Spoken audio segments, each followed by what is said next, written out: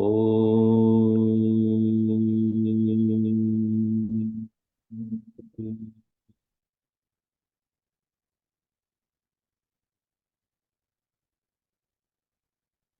Om.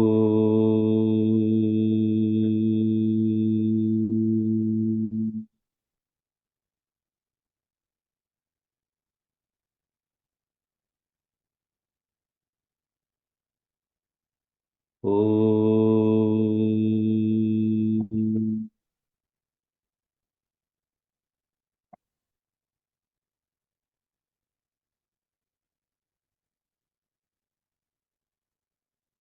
Om Sahana Bhavatu Sahanau Bhunaktu Sahaviryam Karavavahai Vinavaditamastu ma vidvishavahai.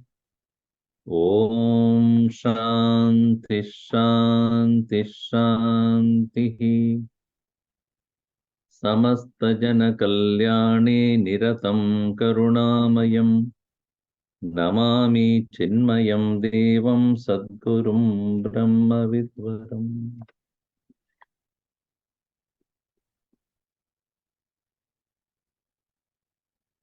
Question is, why do we need to study? We have, Swamiji, we have gone through school and university, everything is over. We are now householders. What is the need for us to do any study now? Right? Nobody can ask your child to stop growing. Do you tell your child to grow? Don't grow. Don't grow any further. Can you stop growth? The child, when it is born, it's a small little one.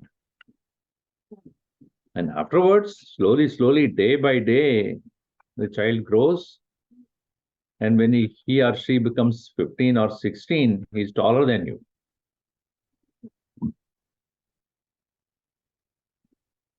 I am your mother. You've grown beyond me. Right? You are proud, at the same time worried also. This boy, I don't know. He behaves exactly like his father. Whether he will be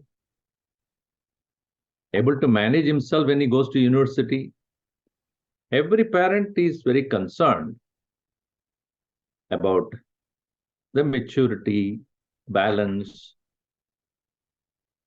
and various other things that are necessary for a mature adult to meet challenges of daily life. When he or she becomes independent person to handle situations. And at some point of time, everybody learns. Life will teach you. Life is a true teacher. What we need to learn will be taught. Interesting thing about life is, as against any other thing, any other place, first lessons are taught and then the test is conducted later. In life, test is first, lessons later. First, you are given a test. If you are able to withstand the challenges of life, you will understand something. It is not necessary that we always have to make mistakes and learn what is right thing. After smoking for 25 years, you get a cancer, and then at the time of deathbed, you will say, I now understand smoking causes cancer and die. Is it necessary? You can learn from others' mistakes as well. You can also learn from right source of knowledge. Our growth entirely depends upon what we know. And so, certain things in our life, no doubt we go through the experience and then only we can realize what it is. And certain things we can learn by thinking, by understanding what is already been stated. So the study group is meant for our internal maturity, for our own growth, for our own personal emancipation to higher joyful living. And so the textbook known as Self-Unfoldment is a wonderful fundamental text created by Gurudev out of his lots of years of contemplation and thinking. What are the essential things that human beings should understand? In fact, even before stepping into a serious independent life, we teach them in Yoga. I have learned it when I was in Yoga, youth wing. And in fact, I went through the Self-Unfoldment book at least 20 to 30 times. Because every lesson is a very good stepping stone. A lot of things are discussed in that book. A lot of things you may think it is too advanced for you to presently able to practice, but go through that. You will find eventually what is said there as useful when you study other texts. So in our Chinmaya mission, there is a study, what do you call, schedule, curriculum. Now, first one is self-unfoldment. Many people buy the book and it remains in the shelf. Even the shelf unfoldment takes place. Then only you can do the self-unfoldment. It never comes out of the shelf at all. The interesting word self-unfoldment is, when you buy anything from Amazon, it comes in a very beautiful packed condition. It is contained inside that box, very nicely packed, everything. So when you get that box and then open the box, what you need to do, you have to unfold it, open up. Even a nicely packed towel will be nicely rolled and kept. And when you open it, then it becomes big. In the same way, presently we are so folded individual little self. Me and mine. Me and mine. That's all is important. And slowly, as you unfold, we. Then us. From I to we is a very big leap. From individual, narrow, personal ambitions, you start thinking about your family, then the society and the nation and the humanity and all living beings. So this unfoldment, when it takes place, as you start to accommodate more and more people's welfare and the welfare and goodness, welfare and their health, welfare and their own comfort, you will find yourself expanding within. Your individual personal issues, small pinpricks of life will become too insignificant. You will understand that the world of the life as such has got so many ups and downs. But you cannot get stuck. You have to keep going. Under the easiness, the effortlessness comes in life.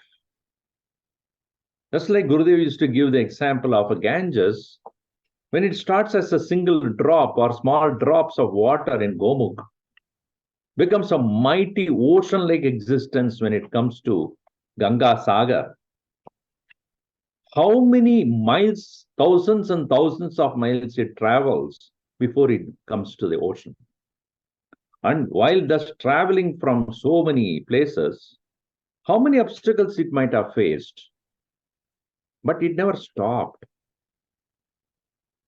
In the same way, our life will have ups and downs. Whose life is not always smooth? Nobody else. Nobody's life like that. But in spite of all the ups and downs, when we have a greater goal in life, that is what is pointed out by Vedanta. When the greater goal is kept in mind, we will never stop growing towards that.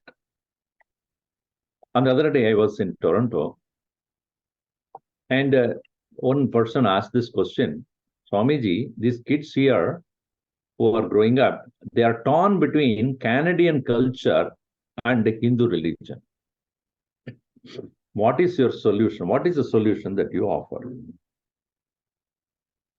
I said, first of all, let me understand what is your Canadian culture. Swamiji, partying, drinking, going out, dating. I said, that is not culture, it is called vulture. Culture, by definition, is samskriti in Sanskrit. Sanskrit language says samskriti eva. Culture means a way of refinement.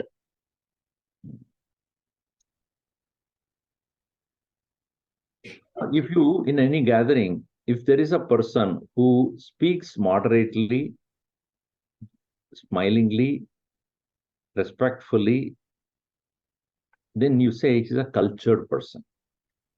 Huh? So we use the word culture for what? A refinement, a maturity, an ability to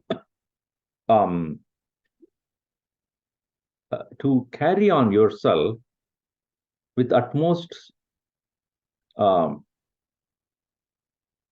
would use the word, utmost attention about others, utmost love for others, accommodating people, their views, their understanding, their opinions. So a cultured person is one who is able to carry on himself in any situation because he's inwardly very peaceful. So a culture should give that in refinement. So when you say Canadian culture, are you talking about drinking and eating pizza? Is that American culture also?